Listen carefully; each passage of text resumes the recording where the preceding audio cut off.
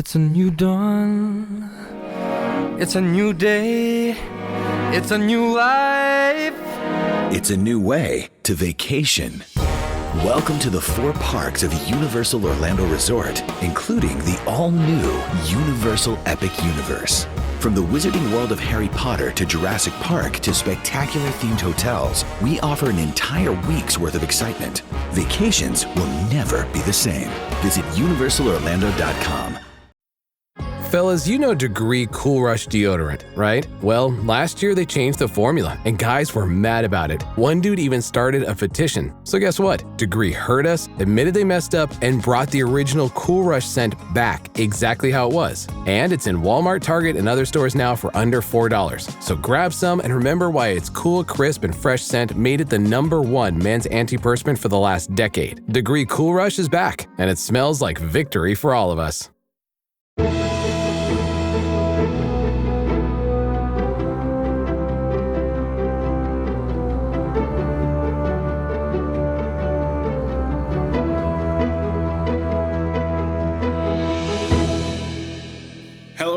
Welcome to Season 2, Episode 2 of the 10th Divine Podcast. This show connects fans and players of the Elder Scrolls games to the community at large. I'm your host, Crown Esso, and I am here with the lore mistress herself, the Doodle Pad Queen, in her second appearance of the show, Avron Doodles, as my amazing guest. Yeah. How you doing this week, Avron? I'm doing really good. How are you doing, Crown? I was saying in the pre-show there, it's been a lot this week, but we're getting through it, and it's the weekend, so my kids are having a blast trying to pull our hair out, but we'll get through it. If anyone's interested in getting to know Avron a little bit more, you can go back to Season 1, Episode 10, when she was on the show with the previous hosts, and you can learn a little bit more about her there. Is there anything recently in game you've gotten up to? No achievements? Or have you been doing the Pursuit? I think you were streaming the Pursuit stuff today, weren't you? I was. So we're doing the Golden Pursuit for the Grand Tamriel Gallery House, which I definitely want. And I'm a big achievement hunter, so I've been taking advantage of the Crime Wave mini event to knock out some of my remaining theft achievements, or at least try to put a dent into it. I started, and then I realized that my daughter is getting into housing right now. Ooh. But she actually doesn't have a crafting table. And one of the things is crafting stuff in your house.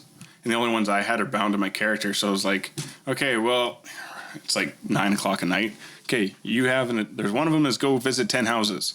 Well, then she just gets into a house and she's like, ooh, look at this. Ooh, look at this. Ooh, look at this. You have to get through 10 houses tonight and go to bed. Aww.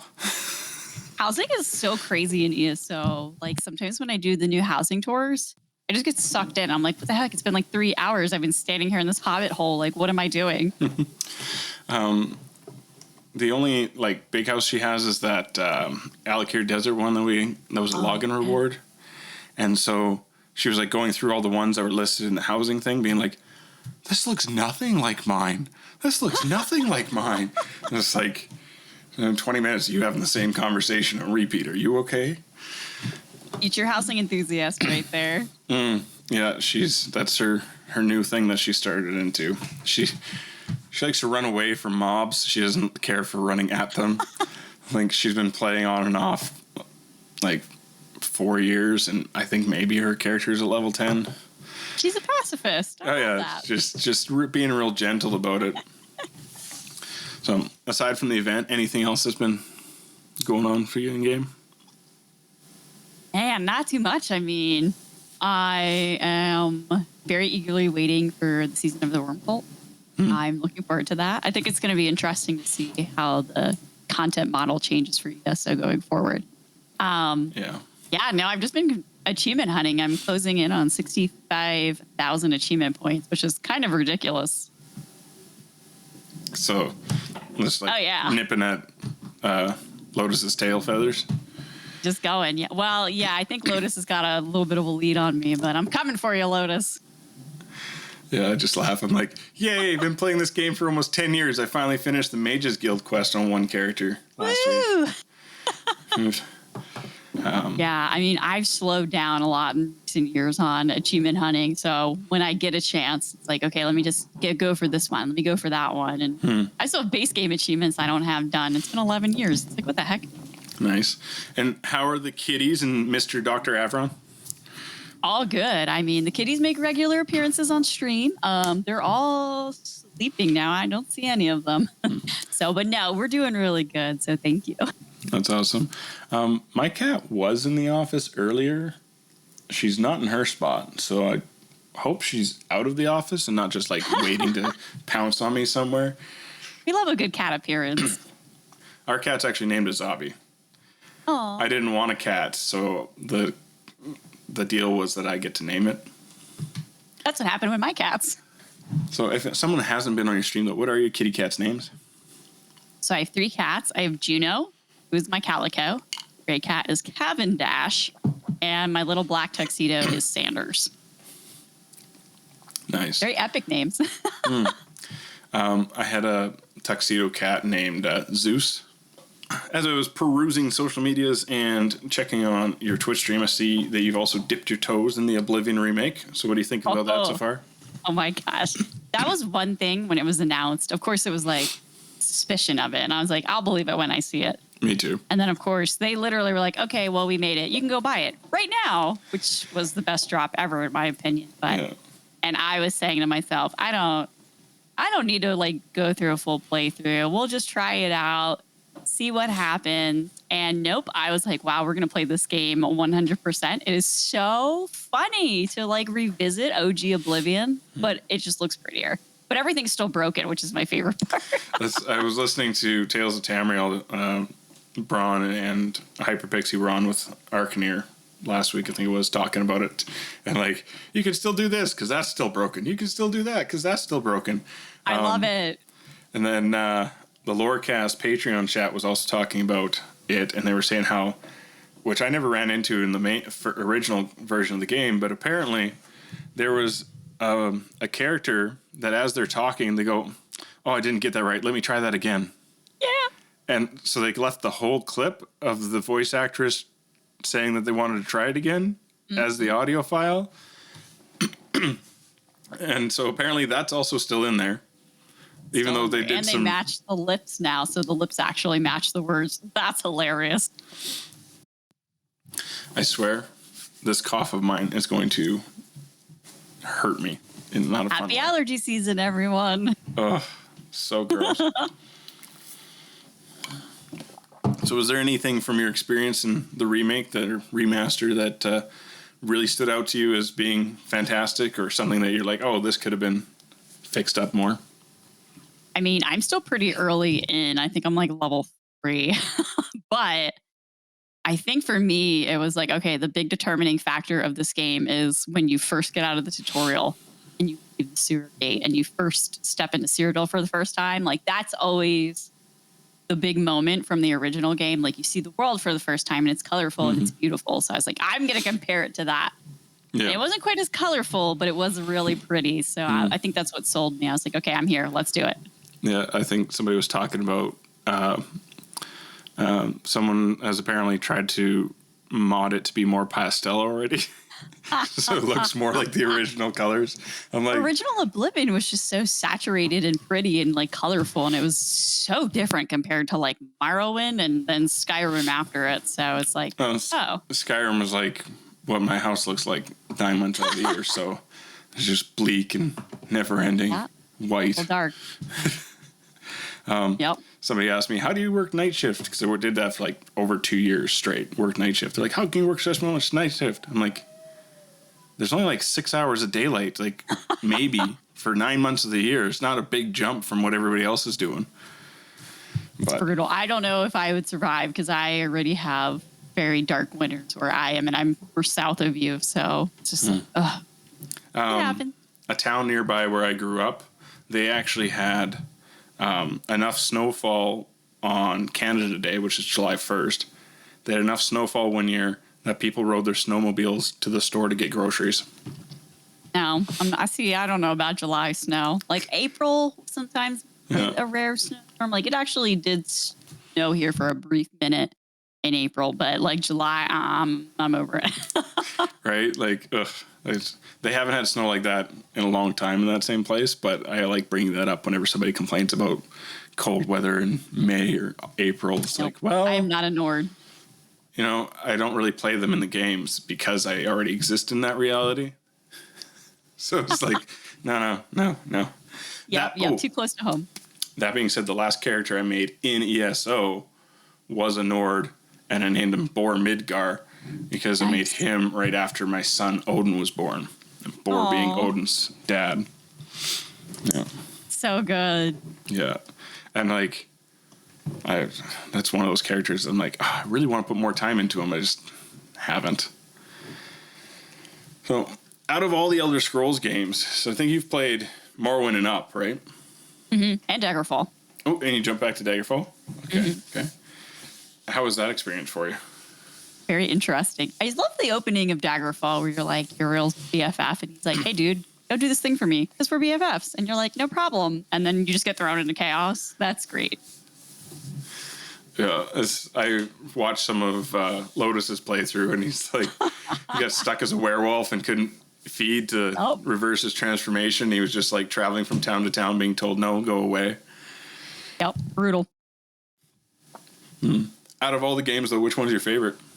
Still Morrowind, always. Morrowind is just, it was my first Elder Scrolls game, which is probably why, but I love the main quest of Morrowind. There's just something really interesting and good about it, but I love that you get there, you go see Cassius, and he's like, all right, welcome to Morrowind, go get a job and come back, and you're just like, wait, what?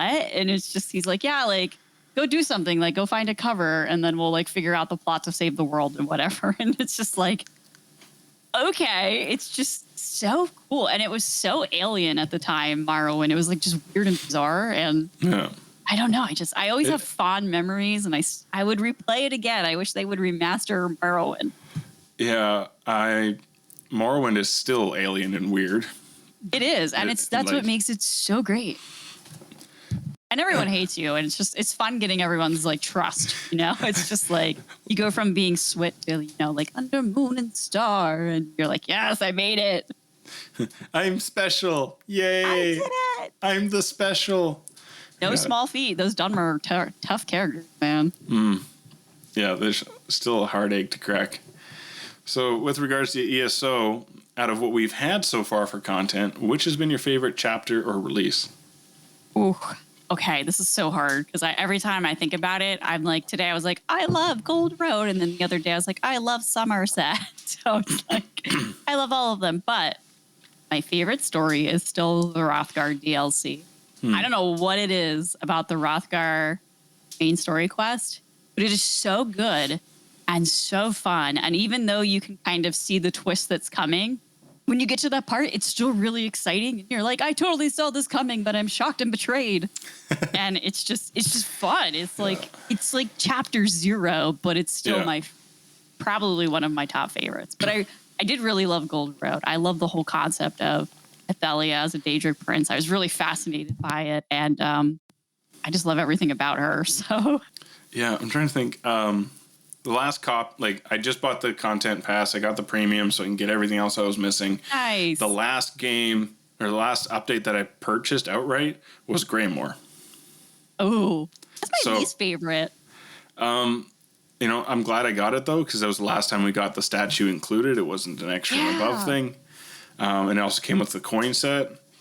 So that was pretty all right.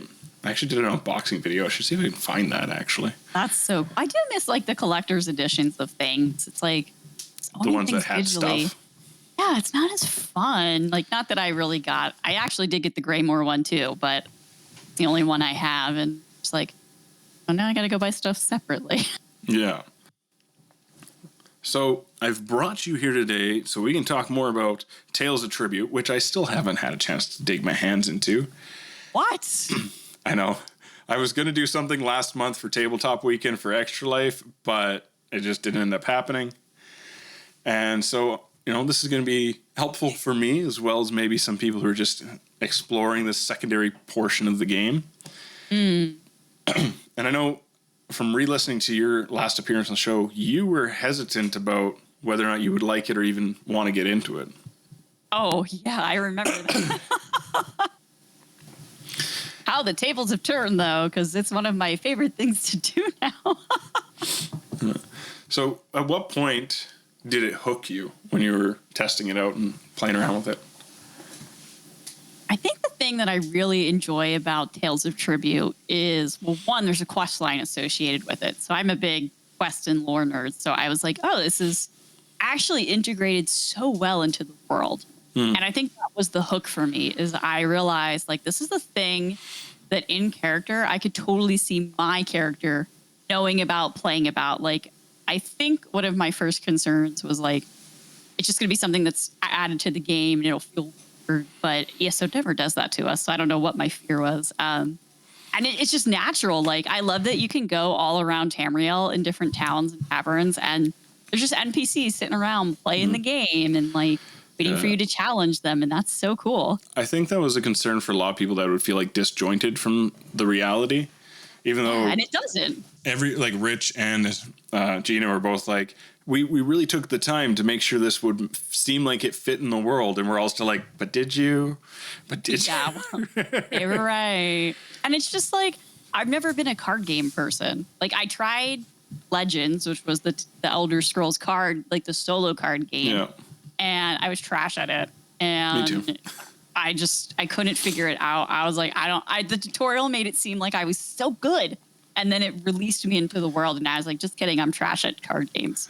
So I was just thinking, like, oh, one more thing I'm going to suck at. And it's not actually the case. Tales of Tribute is pretty easy to learn. And that's just kind of what made it so much fun. And I still play it. Like, I still do the dailies periodically, even today, years later. So it's kind of like, the joke is like, oh, there's Avron playing Tales of Tribute again. So has this made you want to open yourself up to trying other card games or retrying some card games, or no? Oh, absolutely not. This is the only one that matters. Yeah, I'm not going back to, like, Magic the Gathering or anything, which I did for a short while. But it's already integrated into something I love. So it's like, it's way easier. In fact, the fact that we don't have a real life Tales of Tribute deck is so disappointing to me. It's like, I want one. Like, just give me the real cards. I don't even care if I can play it or not. I just want them. Wasn't somewhere like one of the EU meetups they did some sort of thing? Yeah, I think at one of the ESO taverns in Germany, they had, like, a physical thing they could play, but... Yeah, I seem to remember Ark and Daphne sharing a picture of them playing some sort of, like, actual card game. Yeah, well, we don't get events in North America, so we'll never know. So with Tales of Tribute, though, as I said, I haven't touched it at all. I know that there's, like, a bunch of decks now. It started out with 4, and we got, like, what? A lot. 8? 8-ish? There's 6, 8. so many. Oh, I mean, 12. probably more than 8, I think now. It's probably like 12. Yeah, 12. Oh, perfect. Look at me. I can guess to me.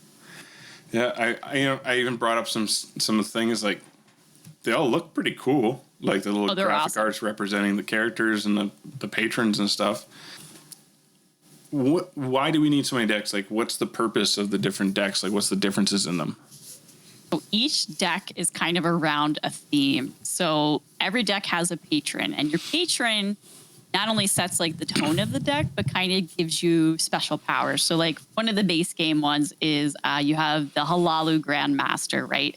And that, you know, House Halalu is known in the lore for being a really merchant-based house of one of the great houses of Morrowind. So, like, they're very good at, like, getting gold and being prosperous, and they're involved in, like, the modernization of Vardenfell through the Empire. So the whole deck is themed around generating money, like coins for the game, which is what you need to buy cards from the tavern, which is like that middle slew of cards. It's like the deck that you and your opponent can draw from. You could buy cards with gold. So, like, Halalu's theme is all about gold.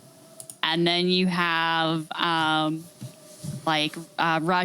right? So, like, Rajin in the lore, he's the Khajiit god of, like, you know, theft and shadows and deceit. So all of his cards are about, like, trickery, and you can like knock out power from your opponent. Well, you need power and prestige to win the game. So it's like if you're, robbing them of it, that's kind of like a roadblock. So each deck has like a different theme, and they all kind of, there's a counteracting like theme for each one. So like Rajin is really powerful, but you can kind of counter him with certain decks where you can just kind of like get rid of those cards, or knock out, like delete your deck and just make it like, I'm just going to quick generate all this stuff and just like render you mute. So like, it's kind of all about a balance. And sometimes you could just brute force it, and sometimes you can play really strategically.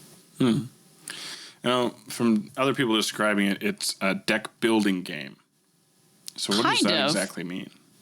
So the thing that's really cool about it is it's not like a pay to win thing. So as you're questing and doing achievements, or opening up the Tales of Tribute like boxes you get from playing characters, you can get leads, and they call them clues. They like have a riddle, and you go into the world and you find the card.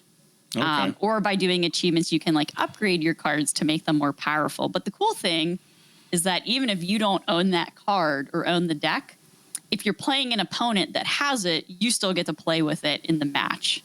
So like if you don't own the Rajin deck because maybe you haven't unlocked it yet, but your opponent selects that patron, well, you get to play with all the same cards. So it's kind of like a deck builder in that respect. But unlike a lot of other card games, you don't have to buy anything. Like you can get everything naturally through playing. So there's no like Crown Store buying cards or something that would give you like an unfair advantage. And I think that's actually pretty fun. And it keeps it very level.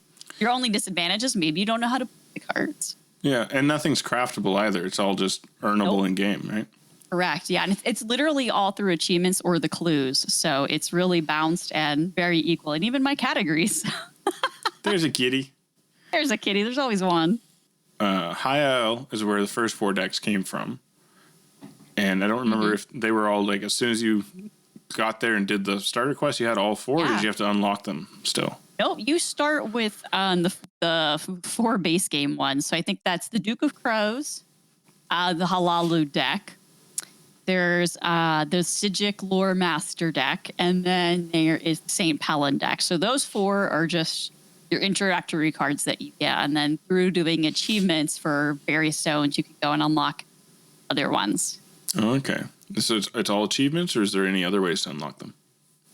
I think it's all really mostly achievements, which is cool. And it's like you get fragments of the deck. I think it's like 4 fragments or something. And it's usually it'll be like doing the zone quest. Usually there's like an exploration one, like it drops from a boss, or you get it from one of the like incursions or something. And once you get the 4 of them, you combine it, and then boom, unlock the deck. They really like putting things into 4 pieces in this game. We love fragments. We're just like divvy it up and scatter them all across Tamriel. It's like sprinkling some salt on your addiction. Yeah, a little bit. But it's kind of nice though, because if you're the kind of person that likes to be adventurous, you kind of unlock them just through natural gameplay. So whether you want to do the card game or not, at least it's there as an option. Of the decks, which ones are your top picks or your favorites that you like doing? Well, I do love that Grandmaster Halalu deck because I like shinies. I don't know. I play that one a lot, and then I really like the Hermaeus Mora deck that was there with Necrom. It's an interesting deck because it was the first one to introduce this concept of like you can play a card that gives you a big advantage, but it's also going to give something to your opponent. So it's like you might be generating. Yeah, exactly. Like it's drawback. So like, yeah, you're gaining something, but maybe you're giving them an extra card or you're giving them extra gold. And then they're going to start their turn with an advantage. And yeah, you got your power, but at what cost? Because it's pretty much what Hermaeus Mora is all about, right? So those 2 are really fun for me.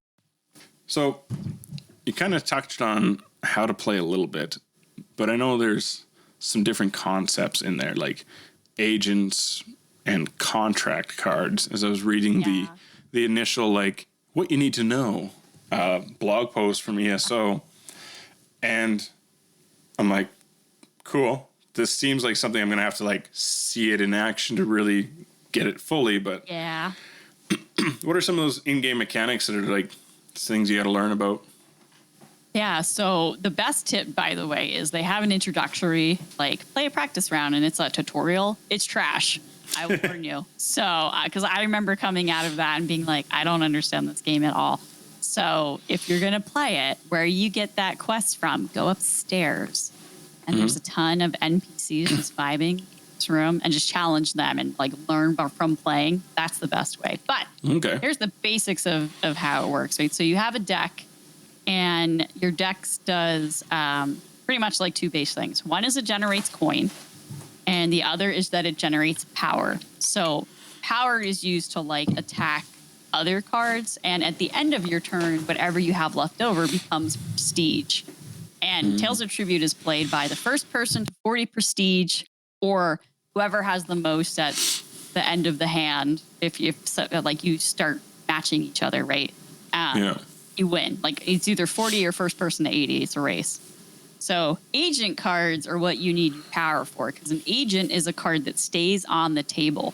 So you can repeatedly play them. Because typically what you do in a card game, right, is like you play your cards, they go into a cooldown pile, you go through what you have in your deck, you reshuffle, you draw again. Yeah. So same thing for Tales of Tribute. Agents stay on the table, though, until they're either taken out by an action or taken out by power. So, like, they're, like, really powerful, like, cards. And some of them are crazy. Like, there's one in the St. Pellin deck that actually heals itself. So it's like, whoa, what the heck? Like, I can't handle that. Contract cards, you just play them once, and then they're done. So those are, like, they don't go back into your cooldown pile. You just use it, and then it's gone. Okay. So that's that. And then everything else, they're just cards that go into your cooldown pile. It reshuffles, and you draw again. Yeah, and so it's you and your opponent each pick one deck, or you each pick two decks? We each pick two. So there's a total of 4 decks that you're kind of working through. Correct. It's all shuffled together? Yeah. Interesting. And it's really cool too, because like, that's what I was saying earlier. If you don't have a deck, but your opponent does, well, it gives you a chance to play it before you even unlock it. So it's not like, oh, this opponent has all these like crazy powerful cards, I'm never going to be able to beat them. No, because just gets shuffled into one pile, and you can buy those cards from the tavern for the game. You get to play them. You can use the patron. So it's really cool. Yeah, it's an interesting concept that, like, I look forward to getting into it once I do start picking at it. Yeah. But I don't know. It just hasn't hit the list yet. 90 seconds per turn. Is that too much or too little? Depends on who you're playing against. For NPCs, it's the perfect amount of time. But there's a common strategy in player matches where people will purposely run the clock down because they want you to lose focus and get distracted and be like, I'm not going to pay attention. Because part of the game, too, is like watching what your opponent is buying and figuring out ways to like counteract what's in their hand. So gotcha. It depends. I'm not the kind of person that runs down the clock. I like to just play my hand, move on. But yeah, Magic the Gathering Arena, that's also a strategy people do there. It's a common strat in all card games, and it works because it happens to me. I'm like, oh, this person's taking forever. I'm just going to look over here. What's that? And then all of a sudden you're like, crap, what happened? What did they do? Yeah. It happens to me on stream all the time when I'm playing. I'll be like, wait, what did they do? How did they get that card? What's going on? Why do they have 20 like prestige all of a sudden? You need to have that like playback set up so you can like rewind real quick. That would be crazy. Yeah, I've seen some people that have that set up specifically so they can like so instead of having to make that effect happen in post production for vlogs later, they have it set up with through Elgato or whatever, where it automatically has a playback function. Oh, smart. So they can just replay that portion on stream, and then it's going to continue on as they were. Yeah. I just live dangerously. It's like, well, if I missed it, I missed it. I'll just accept my fate. Yeah. You only live once. I don't have time to go back. So true. Like, let's just keep going. This is the part of the show where I get to remind everyone that we are part of the Robots Radio Rocket Club. You can find our show and lots of other great shows like the Elder Scrolls Lorecast, or even now the Metal Gear Lorecast, by checking out the directory over at robotsradio.net. And of course, you can also check out a host of MMO, I will say that right someday, but not today, MMO-focused podcasts such as Girls Gone WoW, For Azeroth, over with our friends at thebonusroll.gg as well. I don't know why MMO is so hard to say, but it is. Mouthful. It's like World Wide Web is actually less syllables than saying www. That's true. Isn't that terrible? English is so broken. So weird. With the game, obviously there's some rewards entailed with it. So what kind of rewards do you get from playing the game? Well, you have a whole quest line that's associated with the introduction to Tales of Tribute, and there's characters, and there's a whole like story, which is so fun. But when you play, if you do the daily quest, and for every game you play, you get a little Tales of Tribute coffer, and there's actually lots of goodies in them. There's gold. There are some special style pages that drop from there. There's furnishing mats, which is like great if you're a crafter. There are recipes. There's a couple of antiquities leads. There's an achievement for collecting certain little fragments, not 10 or 4 though, it's like 10 or something. And one of them is for an emote, and one of them is for a house guest. It's actually Captain Colleen from the Vestige quest line. So I don't have either of them though, because my RNG is trash. Nice. So you can actually get like a lot of really nice rewards from these coffers, and it's set up kind of similar to like Thieves Guild quest or some of the others. It's a tiered daily quest, so you could do 1 game, 2 games, or 3 games for a max reward. Okay. It's actually kind of addicting. You go through and you're like, yeah, like look at all the stuff I'm getting. It's great. Gambling. Kind of. Yeah. Yeah, literally. Yeah. At least you're not paying for that gambling. Yeah, gambling is like the big theme of the story, which is interesting because it's a card game and the stakes are high. And one of the characters in the quest line is kind of struggling with the addictive nature of those things, and it handles it with a lot of like dignity. I was actually really impressed, and that might be what even sold me to Tales of Tribute. I was like, this is a really great character. This is such a good quest line. Like, I love this. Highly recommend doing the quest line. They definitely have some good story writers on board at ZeniMax and Bethesda. My favorite things about ESO. Yeah, there's so many good stories, and I just blown away sometimes because it is just a video game. I have air quotes for audio listeners. Just a video game, but it's there's so much depth to it. There is. And like when my kids are playing, it's like, ooh, a book. What book? Because some of those books you shouldn't be reading. They're naughty. Yeah, like one's explaining how vampires came to be and stuff. Yeah, that one's a little intense. Yeah, not really appropriate for children who aren't technically the age of the game's recommended settings. Aside from playing the people upstairs after the initial tutorial to learn a bit more, what other tips might you have for someone who's just getting started into the Tales of Tribute? I think one of the nice things is that you get an option. Either play against NPCs, or if you want to, you play against other players. And it never really forces you to go either way. Unless you want to go through like a ranking system, then you'll have to play against actual players. But I got a lot of practice and really learned how to do combos in a lot of decks just by playing NPCs. And they're not only contained to High Isle. Pretty much every zone now has a tavern or a spot somewhere in the zone where you can just walk up to NPCs and be like, hey, let's play Tales of Tribute. And there's different levels of NPCs too. There's like a beginner one, an intermediate one, and one that's, quote, expert level. Yes, and I believe on the in-game map it is a crown type shape for the Tales of Tribute thing. It looks like a little crown, yeah. So it's pretty easy to find. But even if you want to play against players, one of the nice things is they have options where you can do a ranked match, which means, based on your win-losses, you're going to be playing. And there is a leaderboard and such associated with Tales of Tribute that has furnishings attached to it if you actually are a furnishing kind of person. But they also have an unranked, kind of more casual mode. So it just throws you against a random person. There's no leaderboard associated with it. And sorry, my cat is stealing my marker.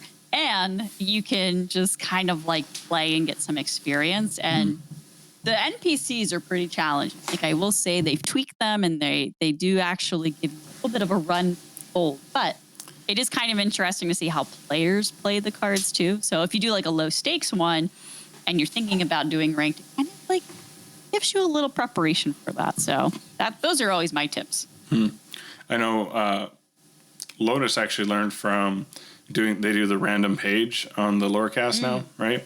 And the random page was a Tales of Tribute NPC. And reading her details is where they learned that she actually changes her rank based off of your rank.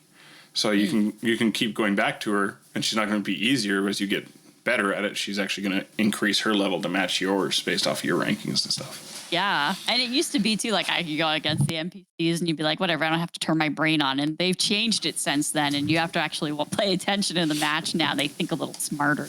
Mm-hmm. That's good, though, because it makes it more interesting for you as a player, especially if you don't want to, like, be worried about rankings or whatever, and you just want to play it for the sake of playing it. It's like, but it's actually still going to be enough of a challenge that you're like, I must learn. Yeah, and I really like that. Like, the tutorial's decent, but it's not structured. Like, for me, it wasn't really helpful. So just kind of taking the knowledge from that and running around and challenging NPCs was way more effective for me to learn how to play the game. Yeah. Do you find when you do play against players, do you find the matchmaking system is efficient, or is it kind of broken? Because I know matchmaking in every game can be kind of broken. I've always found, like, when I do ranked, it's pretty comparative. So there's seasons. I think it's about a month for a season, which is pretty typical for most of the things in ESO with leaderboards. And in the beginning, you play 5 placement games. So based on your wins and losses for those 5 matches, it selects like who it's putting you up against, and then you either move like up or down in the matchmaking rank. Interesting. Based on that. Yeah, I think it's pretty fair compared to like Battlegrounds or something, where it's like sometimes you get into a battleground and your teammates couldn't care less about the objective. They're like, everything's a death match, let's go. It's frustrating for you. I can't read tool tips. Don't look at me. Yeah, it's like, I don't care what game mode it is, everyone's dying. Which is not how you earn medals in Battlegrounds, so it's annoying. But yeah, Tales of Tribute, pretty fair. Everyone who's there is there to play the game and have a good time, and some people are better than others. That's just how it is. So you know what we call housing people, housing mancers? Yes. So what do we call Tales of Tribute players, players, Totters, toddlers? Like, there's got to be a name for it. Almost makes you think of tater tots. Like, I also thought about tater tots when I was thinking about this. Yeah, I don't know. Like, I've never heard the community refer to it anyway, but I like Totters. We should make that a thing. Totters. That's a thing now. We're going to be Totters. You heard it first here, folks. Tune in next week for new names.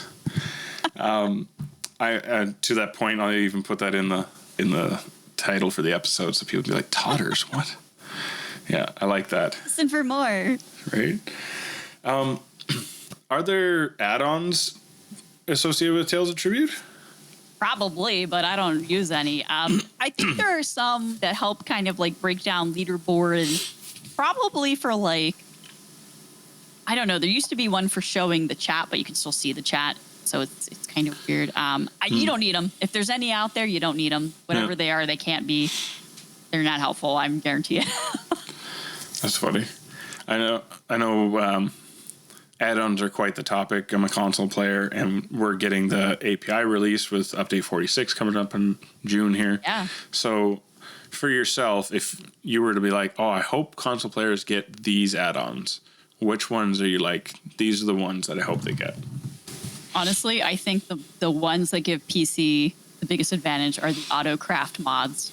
Mm-hmm. And I hope those are the first ones you get, because when you just walk up to a craft station and it just automatically does it for you, like, you generate so much gold because you're like, I can do this on 30 characters now because I don't have to invest any time into clicking buttons. Yeah.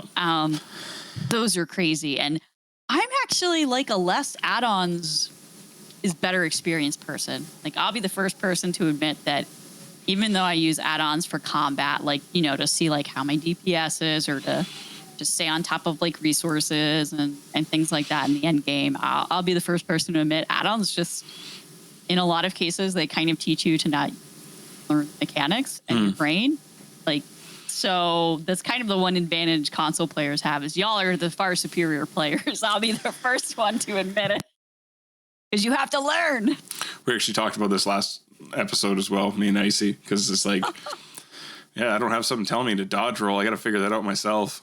Like, yeah, and it's like I have the add-on now, and I just leave it on. Like Code's combat alerts is like the biggest one. I'm sure that'll make its way to console, and it's so useful. And there's audio cues, and you're just like, oh dang, I got to roll, and I don't even think about it anymore. And it's just like I've created a monster. Like it's helpful though in some ways, because when it's drawing your attention to a mechanic, that's also how you kind of learn it without necessarily dying. But I don't know. Yeah, but those auto crafting ones, man, those are key. Those are amazing. That's the one I think will make the biggest difference. But that's also why our PC economy is a little crazy, because everyone just has gold up the wazoo. And Icy and I talk about this too, because with consoles, it's only some of us that are getting it. It's only the newest generation of consoles. So like my kids who are running on the older generation console, they won't have access to that. And I know there's definitely a majority of people I would say have taken the plunge and moved over at this point to the newer consoles. But I'm curious to see how only some people having access to them will affect how askew things go. Yeah. Right? So like that's kind of interesting. Yeah, and it really changes things like the leaderboard scene and just combat output in endgame things. I mean, we have add-ons in ESO where it's like you can set up all your gear and skills and everything beforehand, and you're running through a trial, and instead of pausing to be like, okay, like let me put on my my set for like just blasting through all the ads, and then let me put on this one crafted meticulously for just this one boss in the raid, right? Like the add-on just auto equips you, and it's like boop, boop, and it's crazy how much of an advantage that gives you when you can't get out for armory assistant in a leaderboard thing. You can't get out. Like pausing to like swap gear takes up time. Like having that is such a huge, almost unfair advantage, to be honest. It's like it's dirty almost. It makes you feel dirty. Like, ugh. Yeah, I get to just be exactly what I need to be right now because this thing decided. Yeah, that's interesting. But also, like, kudos to the people who come up with add-ons and the functionality, and they can make all this stuff work. I know sometimes add-ons break games, but like crazy how cool, and that people can figure that out for themselves and help the community at large through hey, this thing annoyed me, so I made a thing to fix that thing. And that's always been really kind of a cool part of it for me. It's always been like a big part of just the Elder Scrolls series. It's always been very open to like add-ons or mods or things that add to the game. So it is kind of cool that we have it. And without add-ons on PC, I wouldn't be able to have a mini map, and I'd be lost. So, you know. A mini map would be awesome, actually. Mini maps are coming in console. If you have add-ons, someone will put one on there. Yeah, that would be nice. Well, even Lotus had mentioned how on console, we don't, if we're in a group, we only see the leader, even on the main map or the compass. But in PC, you can see your whole group. They all have their own little dots when you look at the map and the compass. It's true. Yeah, and there's add-ons where you can put like specific markers for certain people, like the healer and the tank get like special ones, so you can always see where they are, which, you know, you gotta know where your supports are. So it's crazy, and it's wild too. So like in raids where there's like very specific mechanics, like, okay, like you have to stand here, puts freaking markers on the ground. It's like, go stand on 3, and 3 just magically appears. And there are games that have that built in, like Final Fantasy 14, where you can cast ground markers, but we don't have that in ESO. So this add-on is basically like the easiest way to figure out how to do mechanics. On console, we do have a thing for marking roles, people with roles, or what your target is. Oh, there you go. There is a menu option thing for that, but it's one of those things where you accidentally find it one time, and either you remember how you did it or you don't. I don't think it's mentioned in any of the tutorials, unless you like go into the after you start playing and go digging through the help section. Then you can come across some of those things. And ESO like added markers, but not like ground markers. So like you could put a marker on like an NPC or like another player, but you can't put one that's like, go stand over here. It's only on. Yeah. And again, like, you know, they don't basically say like, here's how you do it. Yeah. It's interesting though, like with the I used the markers system that's built into it once, but like it's this big of a marker regardless of how close or how far away you are from the person. Yeah. So like you're like, if they're way ahead of you, it's still this huge marker, and you're like, I can't see where I'm running because all I can see is this marker. And it's like totally not helpful if you're like somebody's trying to lead you somewhere. My fun questions are a little bit different than the previous hosts. So I already know pretty well how you're going to answer the first question. It's probably going to have something to do with this yellow banner behind me. Who's surprised by that? I noted your coffee mug. It's a beautiful coffee mug. Do you like it? Let me see if I don't even know if I can get it up with the blur. I made it myself because the Bethesda store won't give me fraction mugs. So I was like, I'm making my own. That's awesome. Thank you. Yeah, for anyone that's curious where I call home, it's definitely the Unmarried Dominion. Funnily enough, that's actually how the question worded is, what faction do you call home? So it's perfect.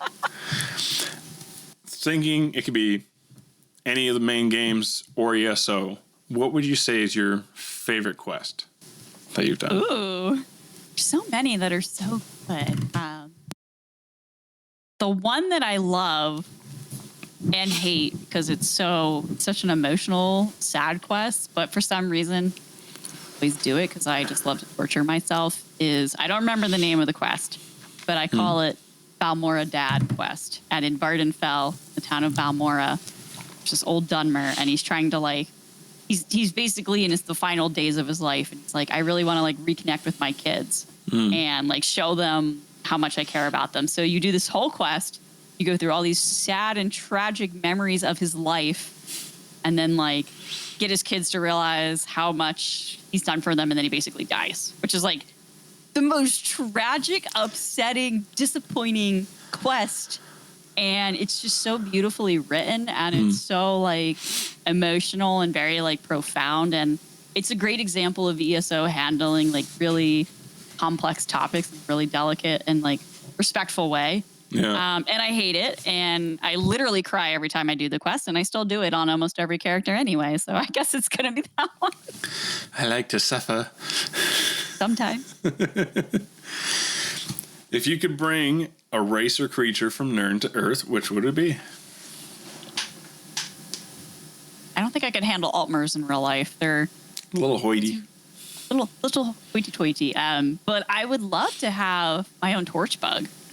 Oh, that'd be cute. Like, that would be rad. They're way cooler than just regular lightning bugs. Like, come on now. Or I would be very happy with a griffin.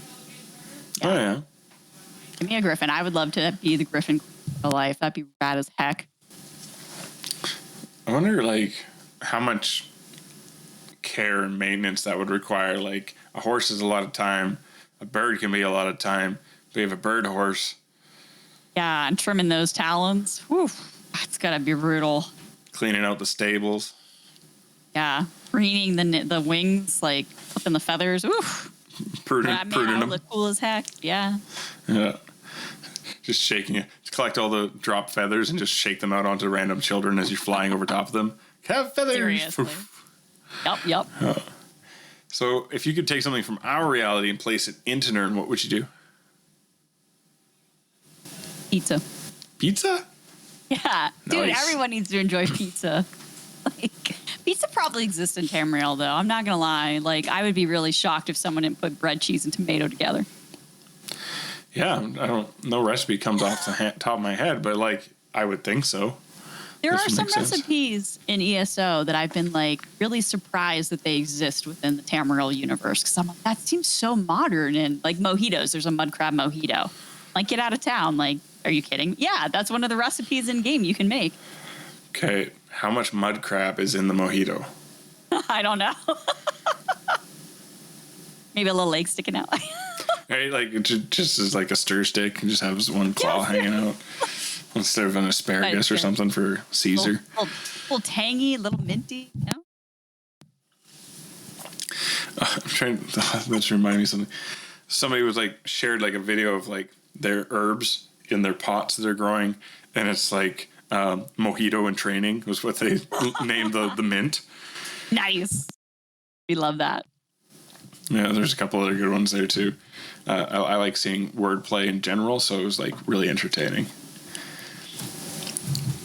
Out of your entire gaming life experience, what is the biggest moment you wish you could relive for the first time? Out of all of the games, like ever? Yeah. That's a hard question. I have been playing video games literally since I was a little girl. Like, some of my earliest memories are watching my much older sibling play, like, the NES and things like that. And it's wild to think how much of my life has been dedicated to gaming. But I just think, like, playing through, like, my first ever game from start to finish, and that was Ocarina of Time, The Legend of Zelda. And, like, I remember playing that game and just experiencing, like, the story for the first time in the world, and, like, the accomplishment of actually, like, finishing a whole game. It was such a cool feeling, and I would play it with my little brother. Like, this was when you rented video games from the grocery store, right? Like, Yeah. back in the day. And we would take turns playing as Link, and it was just so fun to get, like, totally sucked into a world and a story. And I think games like that are really what steered me eventually towards story-based games and role-playing games. Yeah. Just, like, it was just so fun to, like, lose yourself in Hyrule, like, this whole quest of this young man. And it was just such a cool feeling, like, getting to the final scene. And that would just be so fun, like, that excitement and the thrill and, like, the emotion of, like, getting caught up in that story for the first time. Like, that's special. That'd be so fun to relive. That sounds great. When talking to Icy about this on last week's episode, I had a different memory than what came to mind as you were describing yours. And I was like, ooh, that would be a good one too. And probably partially influenced from mentioning the Metal Gear Lorecast. But Metal Gear Solid 2 is a mess of a game. It is. Oh, yeah. You start out as the main character from the series, and then you change over to this other kid, and then you get to the end. And throughout that series, there's a lot of notion of, like, some of these characters are aware they're in a video game. Yes. It's just creepy. And there's this end scene where your boss turns out to be, he's just a program that you've never really met. You just think you have. And he starts talking to you on the comms, being like, just turn the console off. You don't need to be playing this game. Do other things with your life. You know, democracy is just a filler for textbooks. It looks good, but it doesn't actually work. And that line of the whole democracy is a filler for textbooks has stuck in my head my entire life. And, like, I remember the confusion of what is going on here, because the glitching of these different characters seems so organically wrong that it's like, is my game broken? Yeah. I remember that, oddly enough. My cousins were playing that game, and I remember being at their house for that part. And I was like, what did your game just say? And they're like, did you hear that? And you're just like, is this real? Like, what is going on? And we were, like, convinced someone else was, like, talking to us through the game. Like, get off, just go play. Like, go outside. Like, what the hell? Go touch some grass. Yeah. Here we are. What is your favorite time of year? Autumn. Autumn? You I like just love the leaves. And, like, it's not too hot, not too cold. You can put on a sweater and a cute little scarf, but you're not, like, freezing. And it's beautiful. It's like, it's the best time. I have a feeling that the tempered weather seasons are going to be the top of the list here as I ask people these questions. Unfortunately, being in Alberta, it's like we go from, it's so hot you want to die, to, hey, the orange on the leaves is kind of pretty, to, hey, where'd the leaves go in like 3 weeks? From any game, what is your favorite location? Like, if you were just like, you know what, I'm just going to go chill somewhere in a game and just unplug my brain, where are you going to go?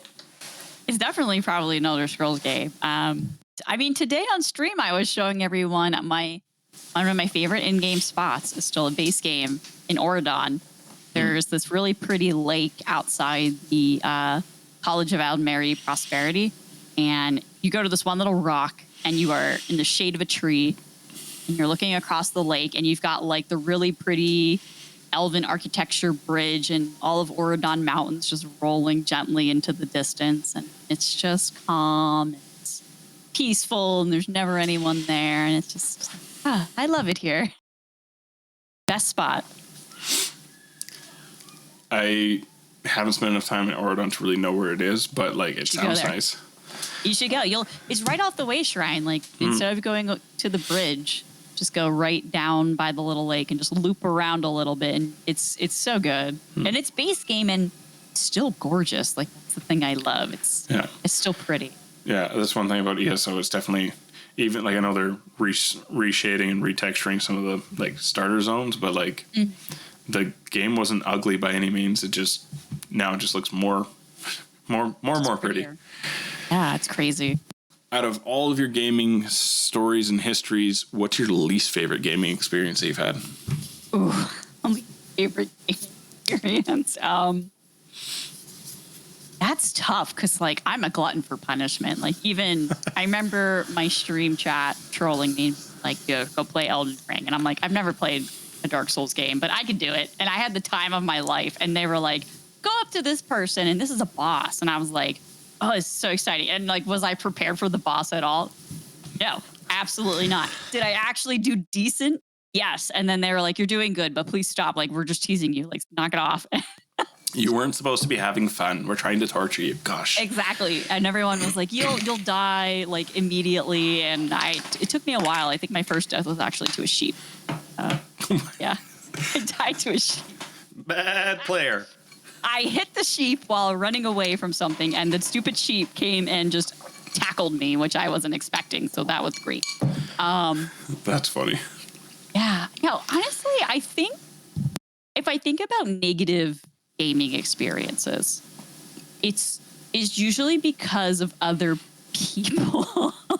Like I think my least favorite experiences are when, because ESO is different in that it's like it's a group content game. If you want it to be, you could play the whole game single player, but I like dungeons and I like raids and I like doing content with other players. And like sometimes people take a video game way too seriously. All the time. Yeah. Like my philosophy is always strictly play to the level of whatever makes you happy. And if that's like meta end game, you do you. And if it's like picking flowers and decorating houses, do you. And I remember being in a group once, and like just this person just rage quitting in the like on a final boss fight. And it you guys aren't fun to play with anymore. Exactly. And it was just like, I remember being like, what are you doing? Because it's like, we're all just having fun. And like, ironically, they were the ones dying and they were like mad at us. And we were like, it's no big deal. Like, we'll just practice it again. Because that's always been my philosophy of like, well, whatever. Like the challenge is the fun part. And this person just doing that. And it actually ended like my entire friendship with that group. Because I was like, this is ridiculous. Like, what is your dealio? And it was just like, screw you, da-da-da-da. And I was like, I'm not going to play this way. So, and then I went and got a new dungeon group. But it's really just other people. Like, I love games in all shapes and formats, and storytelling and puzzle games and Elden Ring murder games, whatever, getting killed by sheep. So, but I would say like most people are pretty positive, but you just every once in a while you run into one of those bad eggs in like a multiplayer game and you're like, but like you suck. Yeah, it's like some people just forget, I think. Like, and I talk about that a lot on my stream because I'm an endgame player, but I'm very like anti you can't play with us endgame. Just like I just feel like those attitudes just totally kill the vibe, and it keeps a lot of people who could learn and like have the potential to come and join us in that like endgame community. Like it just totally turns them off. So it's like, you can learn, like, come have fun with us. And like, yeah, you're going to die a lot like we all do, but it's like fun. Like just give it a try. And there's too many people out there that are like, you can't play with us. Same thing. Yep. Cloud Rest, my favorite one. Yeah. So that was like one of my first attempts at running a trial with a guild. And they're like, hey, we don't care about your experience. And I was like, okay, my experience is 0. And they're like, yeah, you can be the alt tank. And then also having no idea what to do with that. And they're like, go hard. And then Buddy's like, Oh, you really didn't know what you were doing. I have no idea what's going on. Oh, okay. I'm going to come down next time and I'll help you. Sweet. Like, I think we wiped like 19 times or something before we like got through it. And it happens sometimes, and it's like we've all been there, but it's like, dude, that's how you learn, and we just need to 100%. be accepting. Yeah, like who cares if someone's learning? Like, go have a good time. Like, just as long as you're taking my advice, I don't care how bad you are. The topic actually just got brought up in our house not too long ago about you learn from mistakes. Yeah. Smart people learn from other people's mistakes. Problem is, most of us aren't as smart as we think we are. That is so true. Avron, I just want to say thank you for joining us today. And where can our listeners come find you in your community on the Doodle Pad? Yeah, thanks for having me. I'm usually on Twitch, which is at Avron Doodles. And you can also find me on YouTube, which I'm working on developing. So good luck, have fun. And I am on Blue Sky as well. So those are the three main areas of the internet where I hang out. So Avron Doodles on all of them. Come check me out. Ooh, speaking of Blue Sky, if you are on Blue Sky and you follow the show, I've actually started putting together a list of everyone who's been on the show. So if you want to go find them, they'll be right there on our list with the show. Yay. Thanks so much for turning to the show. If you've enjoyed it, please let other people know and give it a review wherever you've been listening to. Rating and reviewing the show is what helps other people find it and helps us stand out amongst the crowd. There's always lots of gaming podcasts, and we want other people to find us so that they can enjoy us and be part of the community. You can also give us a review over at the Bonus Roll podcast directory. If you go to bonusroll.gg/directory, you can find us there and leave us a review there as well. If you want to get in touch with the show, you can find us on Blue Sky, Instagram, Threads, and also newly to YouTube, and maybe that'll grow better, with @10th Divine Podcast. And to email us is 10thDivinePodcast@gmail.com. You can also find me with @CrownEsso in all of those places, as well as Twitch. And if you want to support the show right now, the option is to go to ko-fi.com/thepiercefamily, PEARCE. We'll be back in a fortnight with another lovely chat about Elder Scrolls. Tot scenes.